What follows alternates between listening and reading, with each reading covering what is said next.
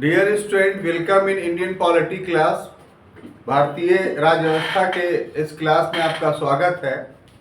हम लोग भारतीय राज्य व्यवस्था में संवैधानिक विकास पढ़ रहे हैं और उस कड़ी में आज का हमारा विषय है कि 1853 का चार्टर एक्ट। जैसा कि पूर्व में ही आपको बताया जा चुका है कि कंपनी पर नियंत्रण स्थापित करने के लिए 1773 ईस्वी से चार्टर एक्ट पारित किया जाता रहा और आज का जो चार्टर एक्ट है वो कंपनी को भारत में शासन करने के लिए अंतिम चार्टर एक्ट है, क्योंकि इसके बाद 1857 का विद्रोह होगा और उस विद्रोह के बाद कंपनी से भारत में शासन करने की शक्ति छीन ली जाएगी। सबसे महत्वपूर्ण बात यह है कि 1853 का जो चार्टर एक्ट पढ़ रहे हैं वो इस बात को प्रमाणित करेगा कि वास्तव में कंपनी की शक्ति को ब्रिटिश शासन 1773 से ही नियंत्रित करते करते बहुत कम कर चुकी थी। 1853 में सिर्फ ये कहा किया गया कि इस कंकाल पर जो ऊपरी परत पड़ा हुआ था उसको भी हटा दिया गया और बता दिया गया कि ये कंकाल मर चुका है। ये एक ब्रिटिशर थे रैमजे म्योर, उन्हीं की युक्ति है कि 1853 का अधिनियम वास्तव में वो ईस्ट इंडिया कंपनी के शासन में अंतिम कील था, यानी मृत्यु की घोषणा मात्र थी कि अब ईस्ट इंडिया कंपनी मर गई है। हालांकि वास्तविक बात यह है कि वो बहुत पहले ही मर चुकी थी। ठीक है, तो 1853 के अधिनियम में जो मारने का प्रयास किया गया कंपनी को या कंपनी की सत्ता को समाप्त करने का प्रयास किया गया, तो हर घटना के लिए परिस्थितियां उत्तरदायी होती हैं, परिवेश उत्तरदायी होती है कि आखिर कौन सी परिस्थिति थी जिसके कारण कंपनी की शक्ति को कम किया गया और उसको मरनासन किया गया। तो हम 1853 के अधिनियम के प्रावधानों को पढ़ने से पूर्व उन परिवेशों को पढ़ेंगे जिन परिवेशों के कारण 1853 का अधिनियम या चार्टर एक्ट पारित हुआ। क्लियर?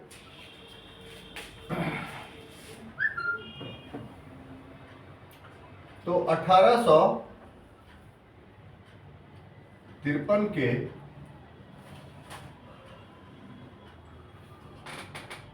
चार्टर एक्ट पारित होने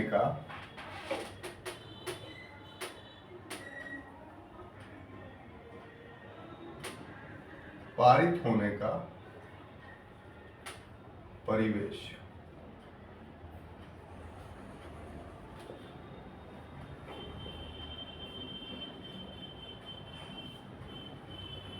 तो अन्य अधिनियमों के तरह इसमें भी बहुत सारे परिवेश, हम बारी बारी से उसको देखेंगे। सबसे पहला परिवेश जो था वो था दोहरा शासन, जिसको हम लोग बोलते हैं डायरकी पर प्रश्न। इसको समझाएंगे कि ये एक परिवेश उत्पन्न किया था।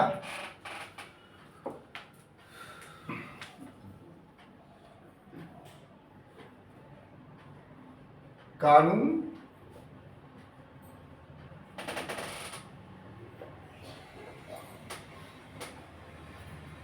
बनाने की व्यवस्था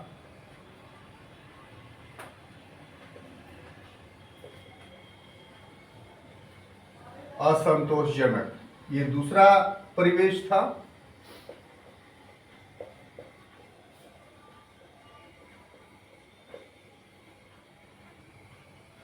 उसके बाद तीसरा परिवेश था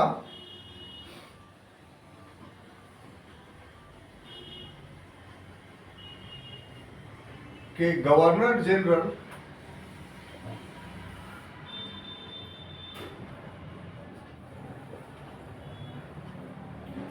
का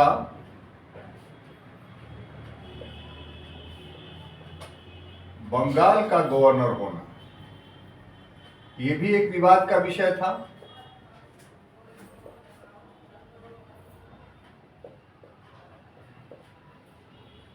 और चौथा कॉज था के 20 वर्षों के अंतर्गत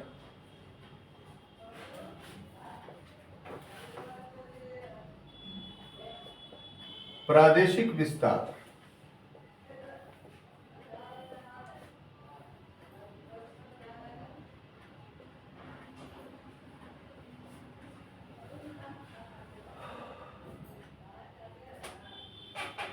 और अंतिम था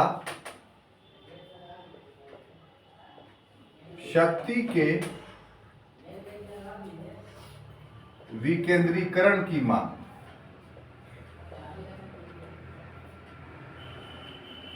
विकेंद्रीकरण की मांग, ठीक है।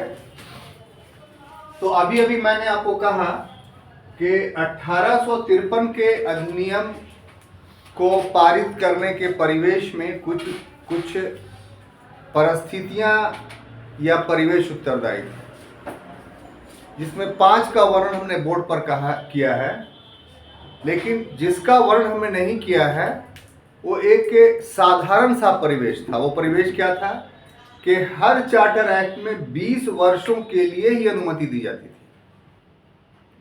तो 1833 में पारित हुआ था चार्टर एक्ट, तो 53 में ऐसे भी चार्टर एक्ट बनना जरूरी था।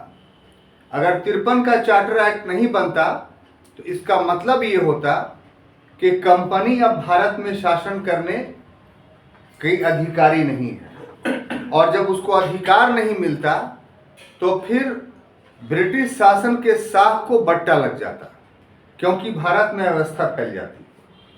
इसलिए पूर्व के प्रावधानों के तहत 1853 में चार्टर एक्ट बनना ही बनना था, क्योंकि उसको 20 वर्ष के लिए ही अनुमति पत्र प्राप्त हुआ था।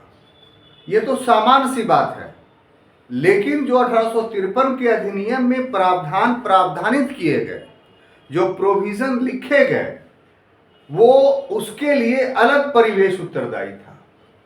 जिस तरह की व्यवस्था बनाई गई 1853 के माध्यम से, उसके लिए अलग सर्कमस्टांसेस रेस्पॉन्सिबल था। वही 5 सर्कमस्टांसेस हम आपको पढ़ाना चाह रहे हैं, ताकि आप समझिए कि इसी सर्कमस्टांसेस से प्रभावित होकर के 1853 के अधिनियम के में बहुत सारे प्रावधान शामिल किए गए, ठीक है। उसमें पहला है दोहरा शासन पर प्रश्न, डायरकी पर प्रश्न। ये खंड जो हम आपको एक्सप्लेन कर रहे हैं, इसके पहले भी इस शब्द को एक्सप्लेन किया, याद कीजिए, और अभी भी करेंगे हम, और फिर बाद में भी करेंगे। तो जब जब किया है हमने, या कर रहे हैं, या करेंगे, तो मेरी आदत है कि हम डायरकी के परिवेश में जो तीनों डायरकी का रूप है वो हम बताते हैं, ताकि आप कंफ्यूज डायरकी के प्रश्न पर नहीं रहे। ब्रिटिश सत्ता भारत में जब स्थापित हुई और जब तक चली, यानी 1757 से लेकर के 1947 ईस्वी तक, ठीक है, राजनीतिक रूप से ब्रिटिश सत्ता भारत में जो सक्रियता के साथ पाई जाती है वो 1757 से लेकर करके 1947 तक, यानी लगभग 200 वर्षों तक आप मान करके चलिए। इस पीरियड में ब्रिटिश शासन ने डायरकी का, यानी द्वैध शासन का, दोहरा शासन का को हम लोग द्वैध शासन भी बोलते हैं। नहीं नहीं नहीं, आप कहाँ चले गए। डॉक्ट्राइन ऑफ लैप्स डलहौजी के समय में एक नीति थी, हड़प नीति थी, जिसके तहत देशी रियासतों को हड़प लिया जाता था। ये ब्रिटिश शासन में जो चलाने का प्रावधान था, उसके तहत द्वैध शासन उभर करके सामने आया। तो इसको बार बार बताने की आवश्यकता यह है कि आदमी भूल जाता है। तो पूरे ब्रिटिश शासन के पीरियड में 3 अवसर आए ऐसे जिसमें डायरकी रही। डायरकी माने एक ही देश में शासन करने वाला 2 व्यक्ति, एक ही क्षेत्र में शासन करने वाला 2 व्यक्ति। दूसरे शब्दों में, जब एक ही भू क्षेत्र पर 2 लोग शासन करें तो उस शासन को द्वैध शासन या डायरकी बोलते हैं। इसमें समझने में क्या दिक्कत है आपको? अब आइए कि हम कह रहे हैं कि ब्रिटिश शासन के दौरान तीन ऐसे अवसर आए जिस अवसर पर डायरकी का रूप दिखाई पड़ता है। पहला अवसर था 1765 से लेके 72 तक। कब? 1765 से 72। हाँ, एकदम यहाँ घुसाइए, रटने उठने की जरूरत नहीं है। सर जो समझा रहे हैं बस उसी को अनंतिम मान के चलिए कि हमको अभी क्लास में ही याद हो जाए। कब सर? लिखिए मत, याद कीजिए ना, आपको बता रहे हैं, बार बार बता रहे हैं। 1765 से 1772। कब? 1765 72। एक चीज याद हुई, हुआ था क्या कि 1765 में इलाहाबाद की संधि हुई थी। किसके मध्य हुई थी? तो मुगल बादशाह और अंग्रेजों के मध्य। और एक दूसरी भी इलाहाबाद की संधि हुई थी जो मुगल बादशाह और क्या बोलते हैं, शुजाउद्दौला या नजमुद्दौला के बीच में हुआ था। सारे में एक तत्व भर करके सामने आया था कि मुगल बादशाह ने कंपनी को बंगाल का दीवान बना दिया। दीवान का अर्थ क्या होता है कि अभी शासन करने के तीन अंग हैं, कार्यपालिका, व्यवस्थापिका, न्यायपालिका। उस समय शासन करने के दो ही अंग थे, एक दीवानी और दूसरा निजामत। दीवानी में टैक्स कलेक्ट करना होता था और निजामत में जो था वो लॉ एंड ऑर्डर मेंटेन करना होता था, न्याय करना होता था, विदेशी संबंध निर्धारित करना होता था। क्लियर? तो जब नवाब जब कंपनी दीवान बन गई बंगाल की, तो शासन तो एक ही था ना, उसके दो अंग थे। तो एक अंग का उपयोगकर्ता कौन हो गया? कंपनी। और दूसरे अंग का उपयोगकर्ता कौन हो गया? नवाब, जिसका नाम नजमुद्दौला था। बंगाल का अंतिम नवाब नजमुद्दौला। क्लियर? तो बंगाल सूबा एक ही था, शासन करने वाले को कौन हो गए? दो हो गए। तो ये द्वैध शासन का ही एक रूप था। बहुत कम लोग बताएंगे आपको कि 1765 से 72 तक द्वैध शासन के इस रूप में उसके अंदर भी द्वैध शासन था, और उसको आपको समझना होगा। वो कैसे? तो अंग्रेजों के पास लोग कम थे, तो डायरेक्ट टैक्स वो कैसे वसूल कर सकता था? उतने कर्मचारी नहीं थे।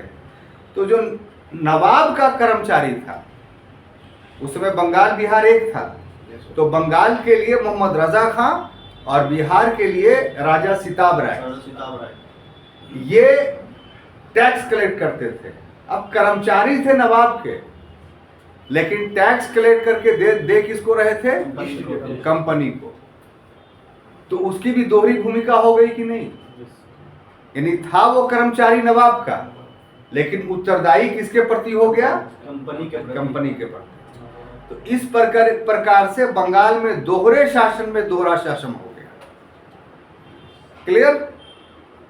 अब 72 में जब समय आया तो इस द्वैध शासन को समाप्त कर दिया गया वारेन हेस्टिंग्स के द्वारा, और घोषित रूप से वारेन हेस्टिंग्स जो है बंगाल का संपूर्ण सत्ता का अधिकारी हो गया।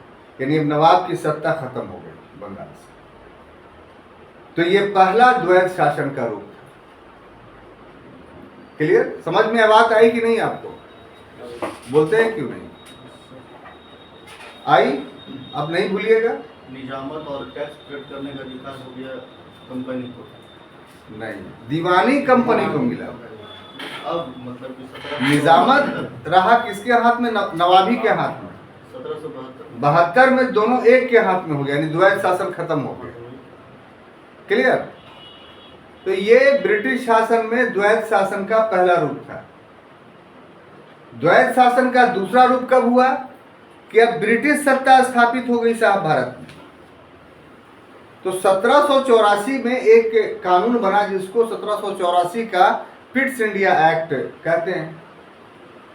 तो 1784 तक कंपनी को जो नियंत्रित करता था, जो शासन करता था कंपनी पर, उस संस्था को बोलते थे निदेशक मंडल, बोर्ड ऑफ डायरेक्टर, जिसकी सदस्य संख्या 24 थी।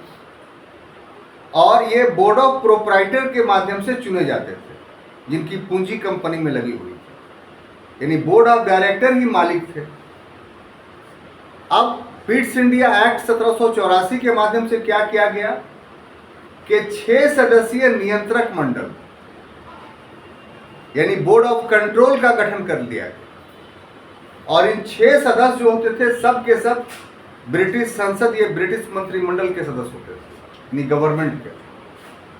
और ये प्रावधान किया गया कि शासन तो करेगा बोर्ड ऑफ डायरेक्टर ही, लेकिन उसके सारे आदेश अप्रूव करने का अधिकार बोर्ड ऑफ कंट्रोल को होगा और साथ ही साथ board of control direct Bharat में गवर्नर जनरल को निर्देश दे सकता है। तो इस प्रकार से गवर्नर जनरल जो 1784 से पहले बोर्ड ऑफ डायरेक्टर से निर्देश केवल प्राप्त करता था, 1784 के पिट्स इंडिया के एक्ट के बाद अब बोर्ड ऑफ कंट्रोल के द्वारा भी निर्देश प्राप्त करने लगा। तो इस तरीके से दोहरा शासन हो गया यहाँ भी। तो ये दोहरा शासन चला 1784 ईस्वी से लेकर करके 1858 ईस्वी। ठीक है, बिल्कुल दिमाग में ये हो गया, चला गया। अब तीसरा द्वैध शासन का भी रूप हमारे सामने हमारे देश में अंग्रेजों ने उपस्थित किया, और वो कब? तो 1919 के अधिनियम के माध्यम से। 1919 के अधिनियम के माध्यम से प्रांतों को स्वायत्तता दी गई, ऑटोनोमस दिया गया। सॉरी, प्रांतों में द्वैध शासन लागू किया गया। 35 में जाके स्वायत्तता दी गई उसको। प्रांतों में क्या लागू किया गया? द्वैध शासन। तो प्रांतों में जो द्वैध शासन लागू किया उसमें क्या किया गया कि जो प्रांत में शासन करने के जितने विषय थे, जैसे कृषि, शिक्षा, वित्त, रोड, नदी, ये सब विषय है शासन करने के। इन सभी से टैक्स कलेक्शन होता है। तो इन विषयों को दो भाग में बांट दिया गया। एक को आरक्षित विषय कहा गया, रिजर्व सब्जेक्ट, और दूसरे को हस्तांतरित विषय कहा गया, ट्रांसफर सब्जेक्ट। एक को क्या कहा गया? आरक्षित विषय, रिजर्व सब्जेक्ट। आप समझ रहे हैं की बात को? और दूसरे को हस्तांतरित विषय यानी ट्रांसफर या transferable subject. Reserve subject governor के अधीन रहा, यानी उस पर कानून बनाना, लागू करना गवर्नर करेगा, उसकी काउंसिल करेगी। और ट्रांसफरेबल सब्जेक्ट जो विधायक चुने जाते थे, जिससे विधानसभा गठित होती थी प्रांतों की, उससे चुने गए मंत्री करते थे। तो 1919 के अधिनियम के द्वारा प्रांतों में द्वैध शासन आया कि नहीं? तो इस प्रकार से छात्रों, ब्रिटिश शासन काल के 1757 से 1947 तक के शासन काल में उन लोगों ने इस 3 प्रकार से द्वैध शासन की व्यवस्था भारत में लागू की। अब आप समझ में आ गई? अब आइए इस विषय पर जो हमारा आज का है। तो आप ही बताइए कि 1853 के चार्टर एक्ट के पारित होने से पहले जो द्वैध शासन पर प्रश्न उठ रहा है, वो किस द्वैध शासन पर प्रश्न उठ रहा है? Board of Pitt's India act के द्वारा जो हुआ था, उस पर कहा यह गया कि इस तरह से दोहरे शासन से कार्य में विलंब होता है, पैसा अधिक खर्च होता है। इसलिए जो 1784 के पिट्स इंडिया एक्ट में प्रावधान था, उसको खत्म कर देना चाहिए। और सुझाव ये दिया गया कि ये सारी शक्तियां एक भारतीय राज्य सचिव को दे देना चाहिए और उसका एक काउंसिल बना देना चाहिए। अर्थात जो 1858 में प्रोविजंस होगा, उसकी मांग 1853 के अधिनियम के पारित होने से पहले ही की जाने लगी। दूसरे शब्दों में 1858 में जो ये दोनों बॉडी को खत्म किया जाएगा, उसका नाम 1853 के अधिनियम पारित होने से पहले ही उसकी मांग की जाएगी। क्लियर? अब आइए दूसरा कि कानून बनाने की व्यवस्था असंतोषजनक। अभी तक जो कानून भारत में बन रहे थे, तो उससे 5 प्रकार का कानून लागू हो गया था। एक, ब्रिटिश संसद के द्वारा जो एक्ट पारित किए जाते थे, उससे कानून बन गया था। दूसरा, गवर्नर जनरल के द्वारा जो रेगुलेशंस विनियमन पास किए गए थे वो कानून का रूप ले चुका था। तीसरा, प्रांतों के गवर्नर के द्वारा जो कानून बनाया गया था वो कानून का रूप ले चुका था। चौथा, सर्वोच्च न्यायालय 1774 में बन गया था कलकत्ते में, तो उसके जो निर्णय होते थे वो निर्णय कानून का रूप ले चुका था। पांचवा, कि यहाँ स्थानीय आधार पर पहले से ही बहुत सारी परंपराएं प्रचलित थी, वो परंपराएं भी कानून का रूप ले चुकी थी। तो इस द्वंद्व को खत्म करने के लिए, कानून में अनेकता को, विद्रुपता को खत्म करने के लिए सबसे पहले प्रयास किया गया 1833 के चार्टर एक्ट में। और क्या किया गया कि एक कानूनी सदस्य गवर्नर जनरल के काउंसिल में बढ़ा दिया गया कि गवर्नर जनरल के काउंसिल में जो 3 मेंबर हैं वो कानून बनाने के विशेषज्ञ नहीं है, इसलिए एक विशेषज्ञ व्यक्ति जो कानून का विशेषज्ञ है उसको गवर्नर जनरल के कार्यकारिणी में एग्जीक्यूटिव बॉडी का मेंबर बना दिया गया, और वो व्यक्ति था लॉर्ड मैकाले, बहुत प्रभावशाली व्यक्ति था। साथ ही साथ लॉर्ड मैकाले के नेतृत्व में एक कमेटी भी बना दी गई कि जो 5 प्रकार के कानून हैं उन कानूनों को एकीकृत कर भारत में कानून के क्षेत्र में एकरूपता लाया जाए। लेकिन 1853 ईस्वी तक आते आते भारत में कानून का ये विशाल जो पंचतंत्रीय रूप था ये समाप्त नहीं हुआ। तो इस कारण से कानून बनाने की जो व्यवस्था 1833 में स्थापित की गई थी, उस व्यवस्था के प्रति भी ब्रिटेन में जो सत्ता में लोग थे उनके मध्य जो है असंतोष था, या ब्रिटिश वासियों में असंतोष था कि कानून का ऐसा रूप नहीं होना चाहिए। वो जो रूप चल रहा है भारत में अभी 53 से पहले, वो असंतोषजनक है, अनसेटिस्फैक्टरी। ठीक है। अब ये तीसरा कि इस पर भी प्रश्न उठा कि जो गवर्नर जनरल है उसकी 2 भूमिका थी। एक भूमिका ये कि गवर्नर जनरल के तहत मद्रास और बंबई प्रेसिडेंसियां भी उसके अधीन हो गई थी, और वो व्यक्ति साथ ही साथ बंगाल का भी गवर्नर होता था।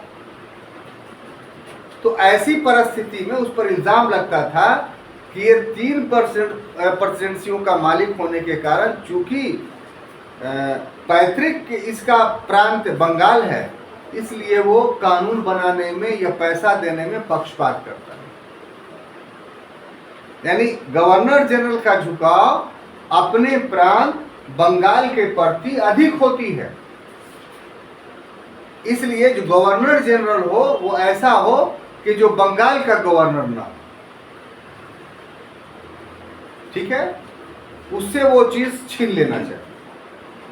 जब आपने क्या दिया कि संपूर्ण भारत का गवर्नर जनरल है 33 के अधिनियम के तहत, तो फिर उसी व्यक्ति को बंगाल का भी गवर्नर क्यों बनाया?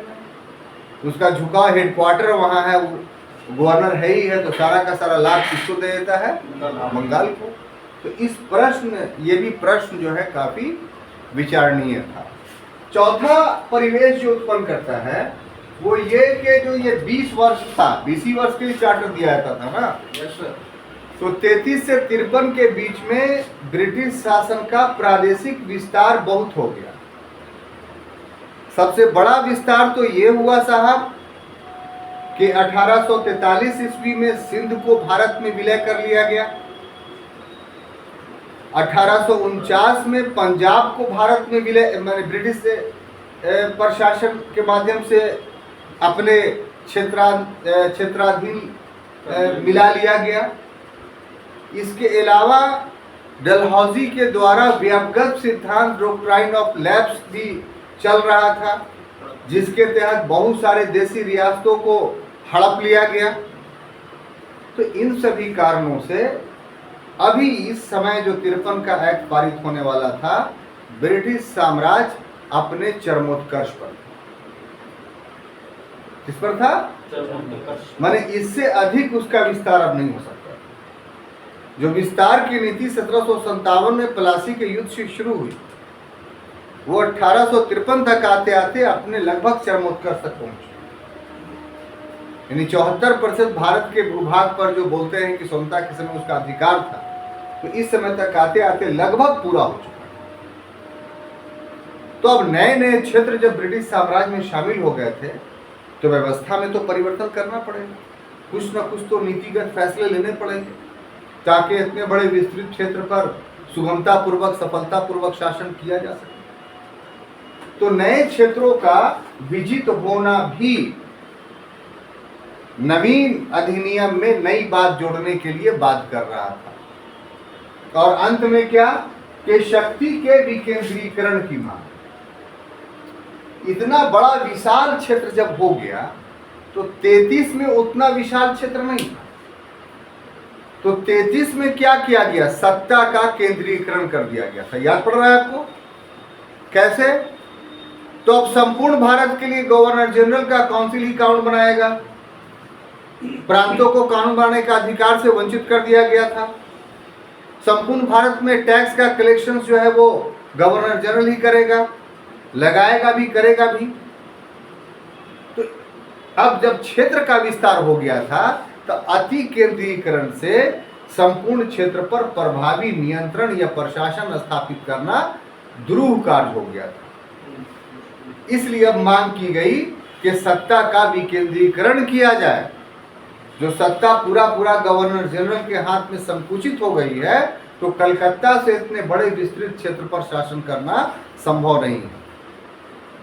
तो जो केंद्रीकरण 1833 में लाभदायी था, वही केंद्रीकरण 20 वर्षों के बाद हानिकारक हो, और मांग की जाने लगी कि साहब अब विकेंद्रीकरण किया जाए। ठीक है, समझ में आ गई? ये था वो परिवेश जिस परिवेश के अधीन 1853 का अधिनियम पारित हुआ। और जब पारित हुआ, तो इसमें जो प्रावधान थे, उन प्रावधानों को पढ़िए और जानिए, तो आपको समझ में आ जाएगा कि आखिर ये सब परिवेश कैसे प्रावधान को बनाने में सहयोगी रहे। क्लियर?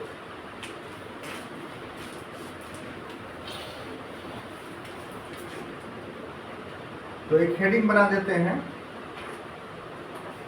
1853 के चार्टर एक्ट का मुख्य प्रावधान। मुख्य प्रावधान।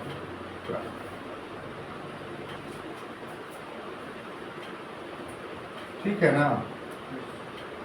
अब देखिए, बारी बारी से हम लोग मुख्य प्रावधान को देखें ताकि आपको अच्छे से समझ में आए। पहला जो है,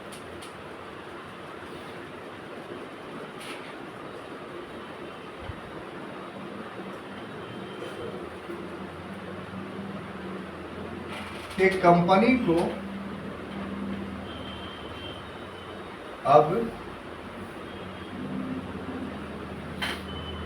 अनिश्चित समय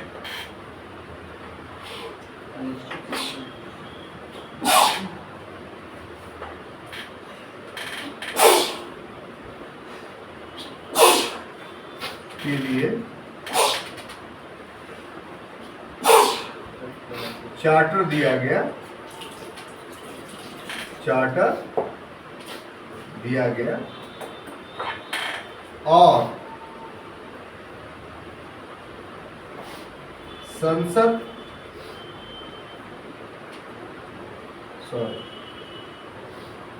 कभी भी उसके अधिकार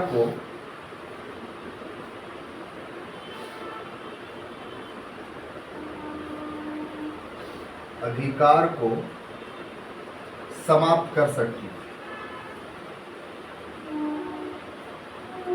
समाप्त कर सकती थी।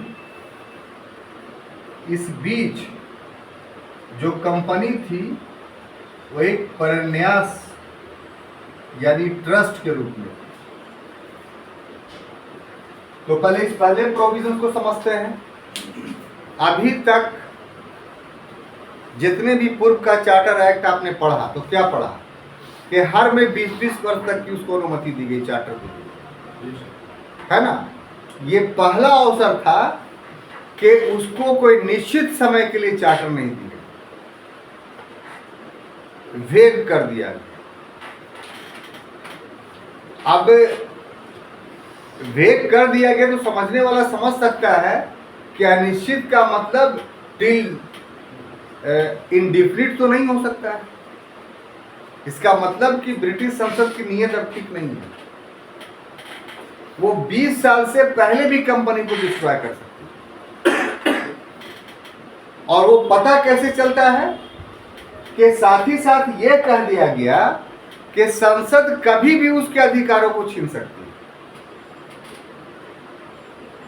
और जब हम उसको अधिकार दे रहे हैं अनिश्चित समय के लिए, और जब संसद छीन लेगी तो उसके बीच का जो भी पीरियड होगा उसमें ये ब्रिटिश सत्ता का एक ट्रस्ट होगा, यानी उसके स्वामित्व पर नोट ऑफ इंट्रोगेशन लगा दिया गया। तो ये तो 1833 के अधिनियम से ही शुरू हो गया था कि कंपनी को ब्रिटिश साम्राज्य का एक ट्रस्ट घोषित कर दिया गया था। लेकिन 53 के अधिनियम में जो ये प्रावधान था कि अनिश्चित समय के लिए चार्टर दिया जा रहा है, उसके कारण से अब ये पूर्ण रूप से एक ट्रस्ट हो गया ब्रिटिश साम्राज्य का, यानी वैधानिक रूप से जो है वो अभी एक स्वतंत्र निजी इकाई नहीं रही। अब एक प्रकार से ये ब्रिटिश साम्राज्य की संपत्ति हो गई। कौन? कंपनी, जिसको ब्रिटिश साम्राज्य कभी भी समाप्त कर सकती थी या ब्रिटिश सम्राट कभी भी समाप्त कर सकता। क्लियर? अब देखिए दूसरा जो प्रोविजन था कि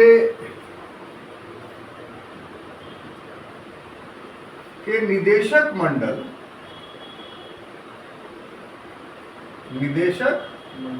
मंडल की संख्या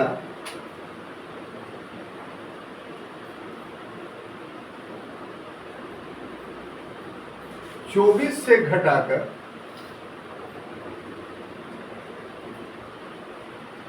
से घटाकर 18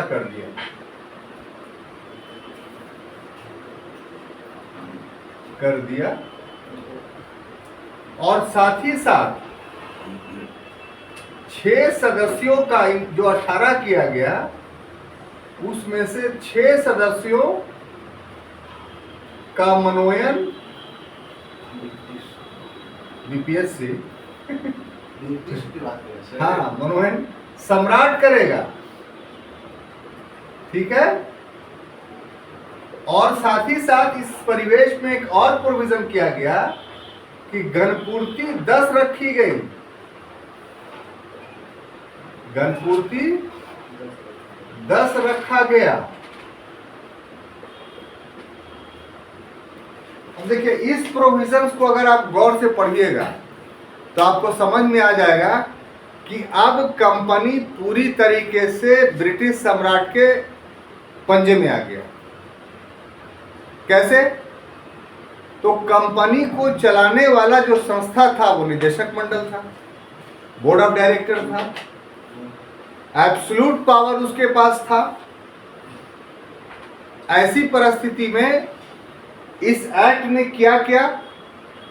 तो जो निदेशक मंडल की संख्या 24 निर्धारित की गई थी 1773 के रेगुलेटिंग एक्ट के द्वारा, हैं? उसको घटा करके 18 कर दिया गया। ठीक है? यानी 6 खत्म हो गए। अब उसी में और कहा गया कि 18 में जो 6 सदस्य होंगे उसका मनोनयन होगा, और वो मनोनयन कौन करेगा? ब्रिटिश सम्राट। स्वाभाविक सी बात है कि उसका वो कंपनी का आदमी नहीं होगा, वो सरकार का आदमी होगा। और तीसरा प्रोविजन कर दिया कि गणपूर्ति यानी कोरम, कोई भी संस्था होती है, पार्लियामेंट होता है, कोरम होता है कि इतने लोग उपस्थित होंगे तभी बैठक होगी। कोरम का मतलब ये होता है। तो इसमें कोरम कर दिया गया 10, यानी 18 में से अगर 10 व्यक्ति भी उपस्थित हैं तो बैठक हो जाएगी और उसमें लिया गया निर्णय सरकारी निर्णय माना जाएगा। तो जब 10 में 6 लोग ब्रिटिश सम्राट द्वारा नियुक्त ही व्यक्ति अगर चले आए, तो इसका मतलब क्या हो गया कि अब जो निर्णय लिया जाएगा वो ब्रिटिश सरकार के द्वारा निर्णय लिया जाएगा। तो इसमें क्या किया गया, कंपनी को भी खुश रखा गया कि तुम्हारे अस्तित्व को हम खत्म नहीं किए, बनाए हुए हैं। और जो कंपनी के अस्तित्व को खत्म करने की मांग करने वाले लोग थे ब्रिटेन में, उसको भी खुश कर दिया गया कि देखो बनाए हुए तो हैं लेकिन कोई ताकत है उसके पास, सब तो हम ही निर्णय करेंगे। तो इस तरीके से प्रशासनिक व्यवस्था के तहत कंपनी को भी और उसके विरोधियों को भी प्रसन्न करने का एक नायाब तरीका इस प्रोविजंस में आपको दिखाई पड़ेगा। नहीं, ऐसा ही शासन चलता है कि कैसे खुश रखा जाए लोगों को। जैसे रिजर्वेशन भारत में दिया गया है, तो क्या आपके 49% पर हाथ नहीं लगा रहे हैं, अलग से हम EWS दे रहे हैं 10%, क्या दिक्कत है? आपका जो रहेगा वो अक्षुण रहेगा, तो हाँ भाई, मेरा ठीक है। लेकिन भाई मेरे, नौकरी तो 100 है ना, ऐसा नहीं है कि 200 हो गया। तो फिर वो चाहे आप दीजिए या ना दीजिए, बात बराबर है, मिलेगा तो उतना ही लोगों को। आवश्यकता तो इस बात की थी कि नौकरी का अवसर ही बढ़ा दिया जाता ताकि आरक्षण की कोई मांग ही नहीं करता। कितनी खूबसूरत बात है। नौकरी हेतु आरक्षण की मांग आप क्यों करते हैं? क्योंकि अवसर कम। अगर नौकरी का अवसर ही बढ़ जाएगा तो फिर कौन आरक्षण की मांग करेगा? सबको नौकरी मिल जाएगी। तो अर्थव्यवस्था ऐसा ना बनाया जाना चाहिए कि जिससे जो है सभी को अवसर मिले। तो ये वास्तविक अवसर की समता होगी संविधान। अवसरों को कम करके और अवसर की समता का अधिकार देना, ये एक उपहासपूर्ण कदम कहा जा सकता है। तो यहां आप जो देख रहे हैं द्वितीय प्रोविजंस, तो अपने लोगों को ब्रिटिश सत्ता ने इसी प्रकार से उपहासपूर्ण ढंग से संतुष्ट करने की कोशिश की। अब देखिए साहब, तीसरा प्रोविजन जो था कि प्रतियोगिता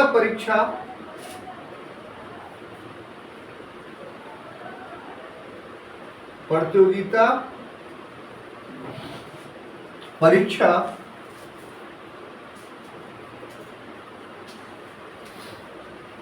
के माध्यम से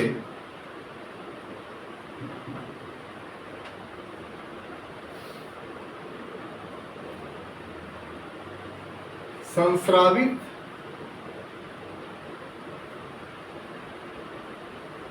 सेवा यानी कॉन्वीनेंटेड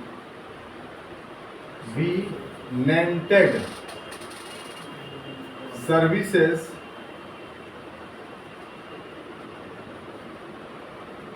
के लोगों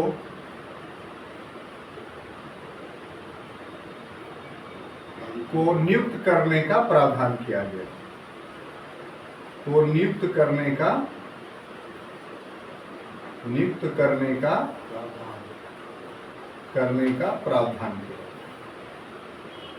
प्रावधान किया। ठीक है।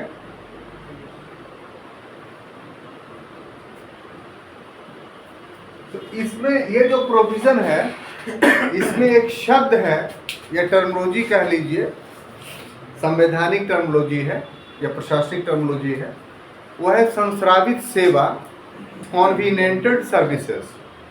पूर्व के क्लास में इसको अच्छे ढंग से हमने व्याख्या किया था, इसलिए आज के क्लास में आपसे चाहते हैं कि आप हमको समझा दीजिए कि संस्रावित सेवा या कॉन्वीनेंटेड सर्विस किसे कहते हैं। Public service commission. Very good. माने आज का जो IAS है या UPSC का एग्जामिनेशंस है, वही अंग्रेजों के समय में संस्रावित सेवा या कॉन्वीनेंटेड सर्विसेज के नाम से जानी जाती है। और आज का जो स्टेट लेवल पे जो ऑफिसर्स बनाए जाते हैं बीपीएससी, यूपीएससी, एमपीएससी के द्वारा, वो बाद में चल करके नॉन कॉन्वीनेंटेड सर्विस हो जाएगा, गैर संस्रावित सेवा। अंतर क्या था कि संस्रावित सेवा बोर्ड ऑफ डायरेक्टर बनाता था और गैर संस्रावित सेवा की नियुक्ति गवर्नर करता था। दूसरा अंतर कि संस्रावित सेवा सिर्फ ब्रिटिश ही शामिल होते थे और गैर संस्रावित सेवा भारतीयों के लिए था। तो इस विचारधारा में आमूलचूल परिवर्तन किया गया कि अब बोर्ड ऑफ डायरेक्टर पदाधिकारियों की नियुक्ति नहीं करेगा। जो अड़ंगा 1833 में लगाया गया था, याद होगा आपको, कल ही पढ़ाए हैं क्या, तो संस्रावित सेवा जितने लोग निदेशक मंडल चाहते हैं उसका डबल उसको भेजना पड़ेगा और हेलेब्री कॉलेज में उसकी ट्रेनिंग होगी, उसमें से आधे लोगों को ही नियुक्त करेगा। तो इस प्रावधान से 33 के इस प्रावधान से कम इतना तो हुआ था कि किसी व्यक्ति पर अगर अडिग हो जाएगा बोर्ड ऑफ डायरेक्टर कि इसको करना है, ऑफिसर बनाना है, तो उसकी अधिकारी खत्म हो गए। किसे बनाना है ये अधिकार अब किसको आ गई? हेलेब्री कॉलेज को, बेड़ी सत्ता को। अब ये थोड़ा बहुत जो बचा हुआ था उसे भी 1853 के अधिनियम से एकदम खत्म कर दिया। लॉर्ड मैकाले कमेटी ने यह संस्तुति की कि संस्रावित सेवा की बहाली एकदम प्रत्यक्ष रूप से कॉम्पिटिटिव एग्जामिनेशन के माध्यम से किया। तो इस प्रकार से जो एक अच्छा मलाई वाला विभाग था नियुक्ति वाला, वो बोर्ड ऑफ डायरेक्टर से छिन गया, निदेशक मंडल से छिन गया। लेकिन ये भारतीयों के लिए बहुत खुश होने की बात नहीं थी। खुश होने की बात इसलिए नहीं थी कि प्रावधान तो था कि भारत के लोग भी इसमें हिस्सा ले सकते हैं क्योंकि ओपन कॉम्पिटिटिव एग्जामिनेशन था, लेकिन जो आयु का निर्धारण था और ये एग्जामिनेशन ब्रिटेन में जाकर के देना होता था, इन दो आधारों पर 53 में प्रावधान होने के बावजूद 64 तक एक भी भारतीय आईसीएस नहीं बन सका। पहला 64 में सत्येंद्र नाथ बोस थे जो बने थे आईसीएस, और उसके बाद 1869 में 3 भारतीय आईसीएस बने थे जिसमें सुरेंद्र नाथ बनर्जी भी थे। और दुर्भाग्य की बात है कि चारों लोगों को किसी न किसी आधार पर डिसमिस कर दिया गया, नौकरी से निकाल दिया गया। तो इसलिए ये जो प्रोविजंस थे ये भी हाथी का दांत था, इससे भी भारतीयों को कोई लाभ नहीं हुआ। आईसी का विरोध सुरेंद्र बनर्जी ने इतना किया कि साहब एक राष्ट्रवाद की लहर चल पड़ी और उसी की परिणति इंडियन नेशनल कांग्रेस थी, जो हम हिस्ट्री के क्लास में पढ़ चुके हैं। क्लियर? अब देखिए अगला जो प्रोविजंस है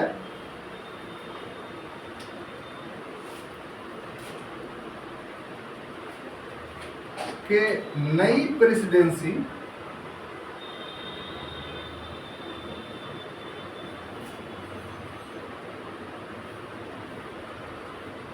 बनाने,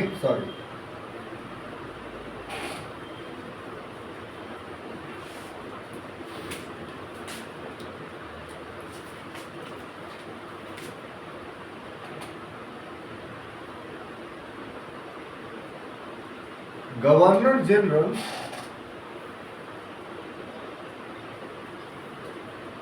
की परिषद को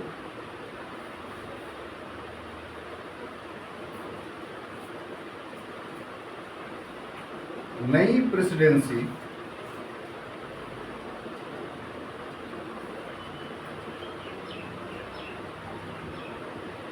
बनाने का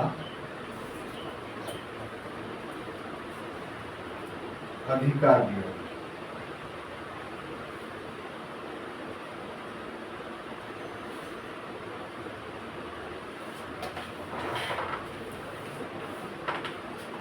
अभी तक कुल 3 प्रेसिडेंसियां थी।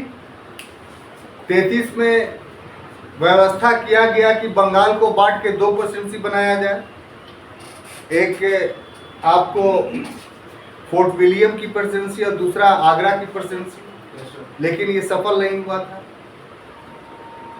तो अभी तक जो प्रेसिडेंसी बनाने का अधिकार था वो ब्रिटिश पार्लियामेंट को, 33 में आप नहीं देखा कि एक्ट में शामिल था। अब इसमें एक्ट में यह प्रोविजन कर दिया गया कि नहीं, अब प्रेसिडेंसी अगर बनाना चाहेगा तो गवर्नर जनरल इन काउंसिल सक्षम है बनाने के लिए। तो उसके अधिकार का प्रयोग करके पंजाब को बनाया गया और वहां लेफ्टिनेंट गवर्नर के पद सृजित किए। इसी प्रकार से बंगाल में भी अब लेफ्टिनेंट गवर्नर का पद सृजित किया गया, अर्थात गवर्नर जनरल अलग और प्रेसिडेंसी का जो है लेफ्टिनेंट गवर्नर अलग। तो इस तरीके से आप कह लीजिए कि जो ब्रिटिश साम्राज्य का जो इकाई का ढांचा था उसमें एक स्पष्ट रूप से शक्ति पृथक्करण की का रूप दिखाई पड़ता है। यानी जो एक डिमांड था कि भाई बंगाल का गवर्नर जनरल ही बंगाल का गवर्नर हो, ये उचित नहीं है, तो उसको इस एक्ट के माध्यम से दूर कर दिया। क्लियर? अब देखिए छठा जो था कि कानूनी सदस्य को गवर्नर जनरल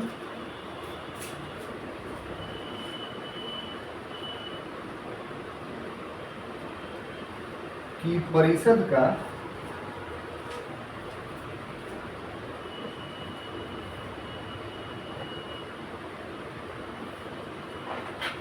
अस्थायी सदस्य बना दिया।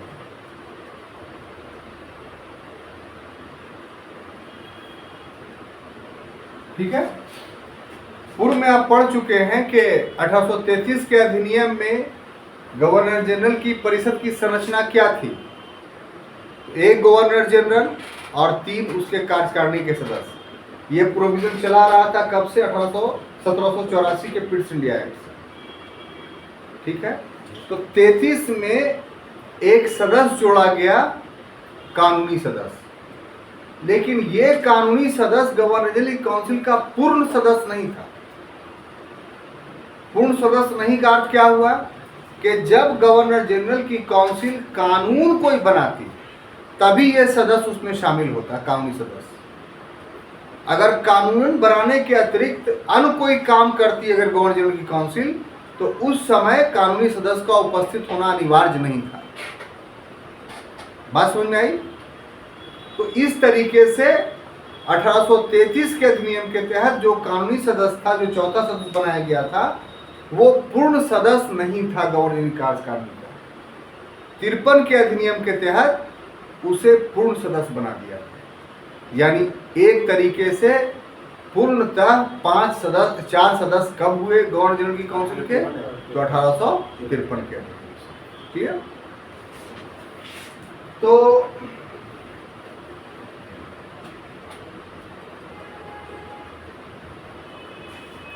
इस तरीके से इसमें ये 6 प्रोविजन महत्वपूर्ण थे। अंत में एक व्यक्ति है बटरल फेयर। ठीक है? बटरल फेयर, इसकी बहुत अच्छी उक्ति है।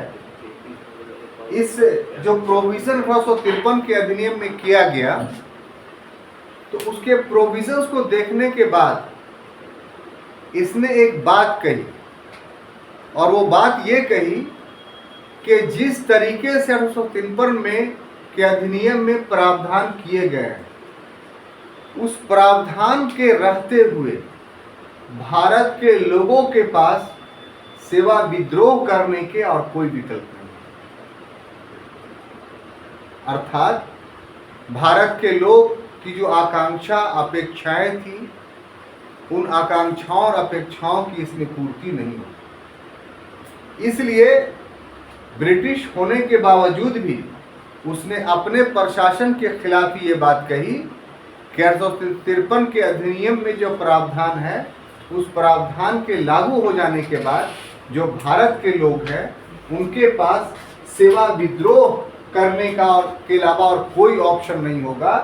और बर्टर फेयर का ये उक्ति इतना सटीक और सही था कि 53 के बाद 57 में एक महान विद्रोह भारत में फूट पड़ा, क्योंकि भारतीयों की आकांक्षाएं और अपेक्षाएं अब तक दबाई गई। तो हम समझते हैं कि 1853 के अधिनियम को समझने में आप पूरी तरीके से सक्षम हुए हैं, और हम अगले क्लास में फिर दूसरे अधिनियमों के साथ उपस्थित होंगे। तब तक के लिए अनुमति दीजिए। धन्यवाद।